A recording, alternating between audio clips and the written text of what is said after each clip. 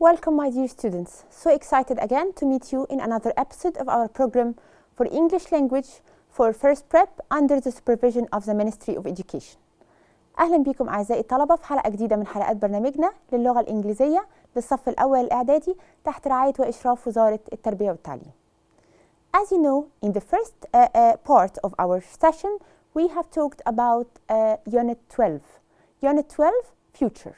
And we have explained different types of jobs. اتكلمنا على وظائف كتيرة مختلفة زي الأكاونتنت، زي البيزنس وومن أو البيزنس مان، زي الكمبيوتر programmer, etc.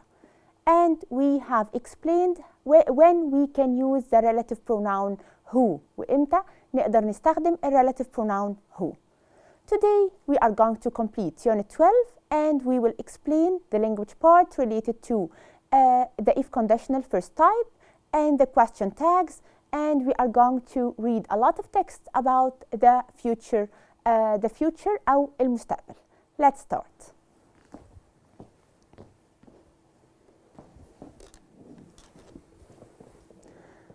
In the first part of our session, we are going to talk mainly about the if conditional. هنتكلم على ال if conditional. وإحنا in the previous session والprevious unit 11 اتكلمنا على zero condition أو ال zero type. Today we are going to talk about the first condition أو the first type of if. هنتكلم على الحالة الأولى من if. تمام؟ We use the first conditional to talk about the probable results of an action. If I want to talk about possibilities in the future or in the present time. بستخدم if. احنا قلنا ان if conditional اصلا to join or to link between two clauses. One of them is the result for the other. واحدة منهم هي النتيجة لل first sentence أو لل other sentence. تمام؟ طيب هنا in the first condition هنتكلم when the result is probable, is possible، يعني ممكن تحصل. تمام؟ طيب we use if or when with the present simple followed by well with a verb without to. طيب الرول بتاع الفيرست كونديشن بيبقى ازاي؟ after if اللي هي in the condition clause أو في الفيرست sentence أو في الجزء الأول الشرطي اللي فيه الكونديشن فيه الشرط بستخدم البريزنت سامبل. البريزنت سامبل اللي هو to add s or es or ies with he or she or it and use the base form of the verb without anything with I, we, you and they. يبقى في الكونديشنال كلوز بستخدم البريزنت سامبل. طيب in the result clause أو في other clause في الكلوز التاني بستخدم ايه؟ بستخدم will plus الانفينيتيف أو will plus البيس فورم. واحنا عارفين after well I have to use the base form without to. بستخدم البيس فورم على طول من غير ما استخدم to. يبقى well plus الانفينيتيف. Let's check كده أو let's read the examples together. If I go to the university I will study math. يبقى if يعني إذا I go to the university, this is the conditional clause أو الجزء الأول ال if clause. If I go to the university لو أنا ذهبت إلى الجامعة I will study math يعني أنا هدرس math. وهنا أنا ليه استخدمت well infinitive because it's possible, it's probable. This is a probable result. في نتيجة maybe it could happen. ممكن تحصل. تمام؟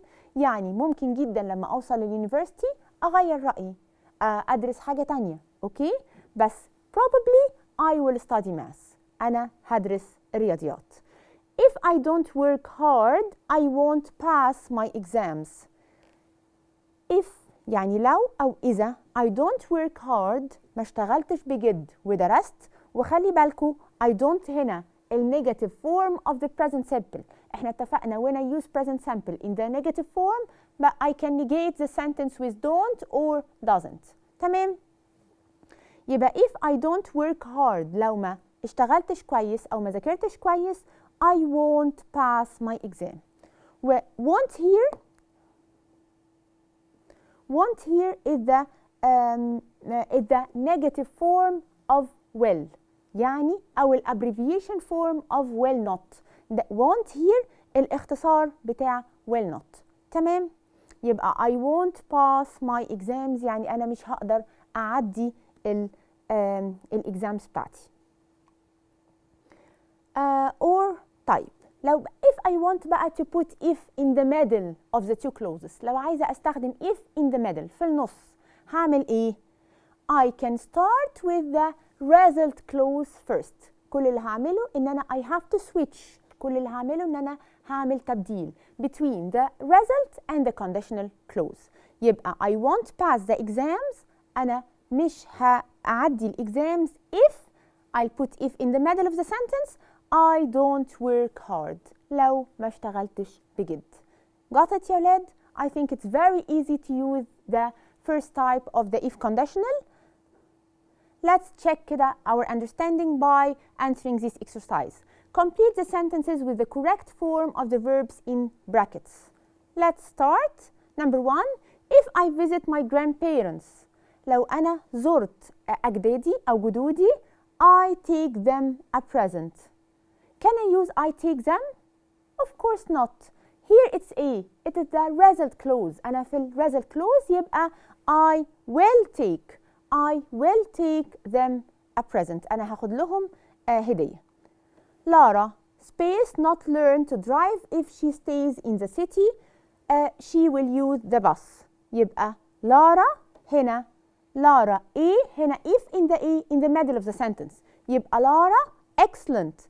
Lara won't learn. I have to start with the result. يبقى I'll use will not أو abbreviation of will not اللي هو won't learn to drive if she stays in the city. She will use the bus. يبقى لارا مش هتتعلم السواقة لو هي فضلت مقيمة في المدينة عشان هي هتقدر تستخدم الباص. If I go to the university, I will study to be an engineer. يبقى if I احنا قلنا after if I'll use the condition. يبقى الcondition عندي بيبقى present simple يبقى go as it is. If I go to the university, I will study to be an engineer. If dad gets a new job, we will move to Cairo. If dad برضو الcondition in the present simple بس dad here is a dad he dad هو يبقى I have to put s to the verb. يبقى if dad gets a new job we will move to Cairo. هننتقل لكايرو. Okay. Number 5. We aim not to go to university if we don't pass our exam. We space not to go to university if in the middle we don't pass our exams. يبقى I have to start with the result. يبقى I'll use we will not or won't go. We will not or won't go to university if we don't pass our exams. Let's بقى go to the reading part. And today we are going to read about the traditional jobs in Africa. What is the meaning of the word traditional jobs? Traditional jobs يعني الوظائف التقليدية related to customs and traditions. الحاجات اللي ليها علاقة بالtraditions بالتقاليد بتاعتنا. تمام؟ Not the modern jobs. Look at the pictures. Here we have 4 pictures. And in each paragraph, we are going to choose one of these pictures. Today, many people in Africa work in modern offices, but traditional jobs and skills are still important. معظم الناس دلوقتي work in office بيشتغلوا في offices أو في المكاتب, but traditional job and skills are still important. لسه الوظائف التقليدية والمهارات موجودة ومهمة في حياتنا جدا. طيب. One of these traditional jobs هنشوفها here in Egypt. People started making pottery. What's the meaning of pottery? البوتري اللي هو making objects from clay. صناعة الأشياء like dishes and pots from clay. صناعة الأطباق أو الأواني من الطمي أو الطين. People started making pottery thousands of years ago in Egypt. Some people make pottery in workshops or their own homes. في بعض الناس بيشتغلوا البوتري ده يا إما in workshops في الورش أو in their homes في بيوتهم. If you go to فيوم، لو ذهبت للفيوم you will see many people making poetry. There is also a school where children and adults can learn this skill. وفي مدرسة موجودة في الفيوم عشان ندرس how to make pots from clay. يبقى it will be excellent. Picture number B. Look at the picture. أهي the lady is doing what? The lady is making pots. بتصنع pots من الكلي. It's traditional to make jewelry in Kenya. Traditional حاجة تقليدية في كينيا إن أنا أصنع الجولري أو الحلي. You can see the colorful jewelry in markets all over the country. بتشوف الجولري موجودة في كل الماركتس all over the country أو في جميع أنحاء البلد. Today some local business also use social media and the internet to sell jewelry to people in different countries. وفي الأوقات دي أو today في الوقت الحالي اللي احنا فيه some local businesses بعض الناس المحليين بيقدروا يستخدموا السوشيال ميديا والإنترنت عشان يسوقوا للجولري بتاعتهم دي and to sell jewelry to different countries. It's an important skill because it continues an old tradition and it helps local people to earn money. يعني هي مهارة مفيدة جدا because it continues an old tradition. هي بتكمل وبتستمر في عادة أو في تقليد قديم and it helps local people. Local people هم native people السكان الأصليين للمكان to earn money.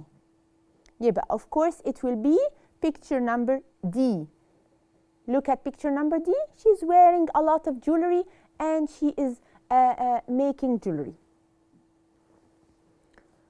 It's an important part of Africa's culture to make baskets. شيء مهم جدا من الثقافة بتاعت أفريقيا أو أفريقيا إن احنا نصنع الباسكتس أو السلل. It's also a way for women from small African villages to earn money. وهي وسيلة لكسب المال للليديز أو للسيدات اللي عايشين في القرى الأفريقية البسيطة. In Ghana there are a lot of women who make and sell baskets. فغانا في عدد كبير جدا من الليديز أو من السيدات بيبيعوا الباسكتس. You can buy colorful baskets from Ghana in countries all over the world. ممكن تشتري colorful baskets سلل ملونة from Ghana in countries all over the world لكل أنحاء العالم. يبقى of course it will be picture A. I can see a group of ladies who make baskets. Read the text again and complete the sentences. People started making poetry, of course, تمام, thousands of years ago in Egypt.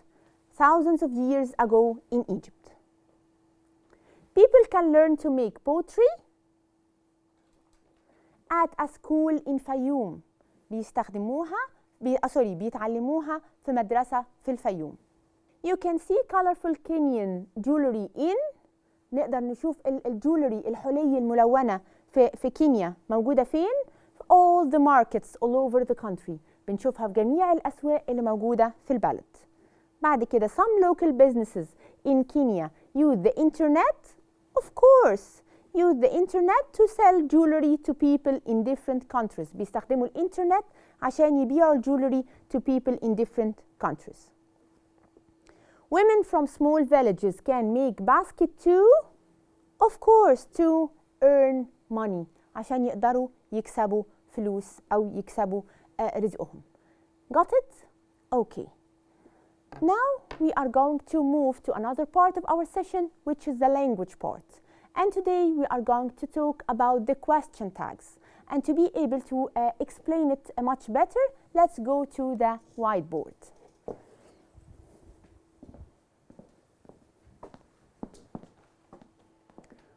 Okay, today we are going to talk about the question tags. The question tags يا ولاد هي very short questions. Very short questions.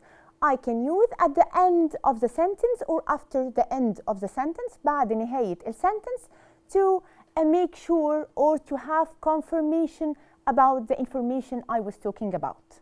يبقى ال question tag هي very short questions يعني أسئلة صغيرة جدا يا دوبك ال auxiliary and the pronoun. I can add بستخدمها at the end of the sentence في نهاية السنتنس أو after the end of the sentence بعد نهاية السنتنس to make sure عشان أتأكد or to have a confirmation يبقى عندي تأكيد about the information I was talking about عن المعلومات اللي أنا بتكلم عليها. طيب let's بقى start كده how to use the question tags. أول حاجة ال question tags بتديني ال opposite في ال state. يعني إيه؟ يعني if the sentence is positive يعني مثبتة I'll use the question tag in the negative form. هستخدمها في ال negative form. طيب if the sentence is negative I'll use the question tag in the positive form. يعني إيه؟ let's كده write a sentence. For example لو قلنا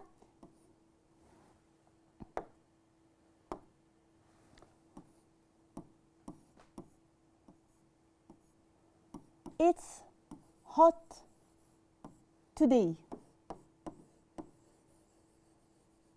It's hot today. النهاردة اليوم حر جدا. أنا قلت information. If I want to make sure that I'm right, لو أنا عايزة أتأكد إن كلامي صح, I have to use a question tag. How can I use it?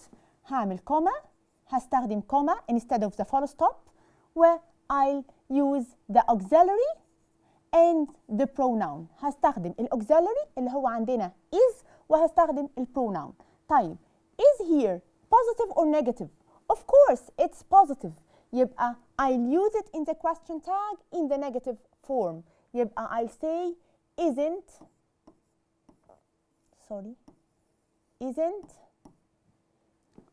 it. تمام؟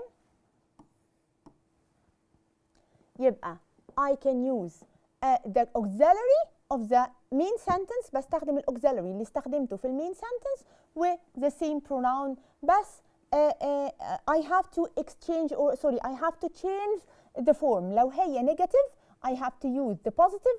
If it's positive I have to use it negative. طيب يعني إيه؟ لو قلت أحمد didn't attend the lecture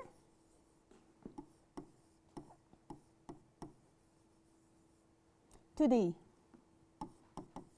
أحمد ما حضرش الليكتشر النهاردة. تمام؟ This is a negative sentence, right? If I want to make sure of my information, لو عايزة أتأكد, can I use question tag? Of course, طبعا هقدر استخدمه. How بقى? The tense of this sentence is A. It's past simple because I used the auxiliary didn't. And this sentence in the negative form, في negative. يبقى if I want to use the question tag, I have to do two things. First, I have to use the question tag at the same tense. هستخدمه في نفس التنس يعني in the past, but I have to change the form from the negative to the positive. يبقى I have to add the comma, then I have to use the auxiliary did and the same pronoun. Ahmed is a boy. أحمد ولد. يبقى I have to say he. يبقى did he. Got it? Okay. طيب يبقى أحمد didn't attend the lecture today. أحمد ما حضرش lecture. Did he? هو حضر. Okay. طيب بعد كده another example. If I want to say Dina went to the market. Dina راحت السوق. This sentence in the past, right? But I don't have an auxiliary here. أنا ما عنديش auxiliary. What should I do? I have to know, لازم أعرف which auxiliary I can use in this tense مع الزمن ده. Went here in the past. يبقى I have to use the auxiliary verb did. تمام؟ But in the positive or in the negative form? This sentence in the positive form. السنتنس في البوزيتيف مثبتة. يبقى I have to use it in the negative. يبقى I'll add the comma and I'll say didn't she. didn't she هي حضرت. تمام. didn't she. اوكي. طيب دينا went to the market. didn't she هي فعلا راحت. يبقى I am asking small short question to make sure that I'm right عشان أتأكد إن أنا صح. طيب in the future for example لو عايزة أستخدمه مع الفيوتشر with will هقول أحمد will visit his grandma tomorrow. أحمد هيزور جدته بكرة. هنا الأوكسيلري عندنا will. negative or positive؟ positive. يبقى what should I do؟ I'll use the same auxiliary but in the negative form. يبقى I'll use the comma then I'll say won't he. won't he. تمام. I think now you're able to use the question tags. تمام. But we have some بقى irregular forms. في بعض irregular rules عندنا. يعني ايه؟ For example تعالوا كده نشوف. لو عندي I am يبقى هقول مثلا I am a doctor. أنا doctor comma I am a doctor. Can I say amn't I؟ ما فيش anything in the English say it means amn't I. What is the meaning of amn't I؟ nothing. okay. يبقى I'll use aren't instead of amn't. يبقى I'll say aren't I. تمام. طيب the last thing we have some expressions which give us the meaning in negative without using not. يعني عندنا expressions بتدينا النيجاتيف من غير ما نستخدم not. زي for example hardly, scarcely, never. الexpressions دي لما بلاقيها في السنتنس I have to deal with the sentence as if it's in the negative. يعني ايه؟ when I say Dina Dina can hardly see the letters. دينا بالكاد شايفة الحروف. This is negative or positive sentence. Of course it's positive, but here I have hardly which gives me the negative meaning. هتديني negative meaning يبقى هتعامل معاها I'll deal with this sentence as if it's negative. يبقى هقول هنا can I'll use the same auxiliary can she. Got it? I think by this we have explained the question tag and now you can use the question tag very easily. Thank you so much and see you next time inshallah. Bye.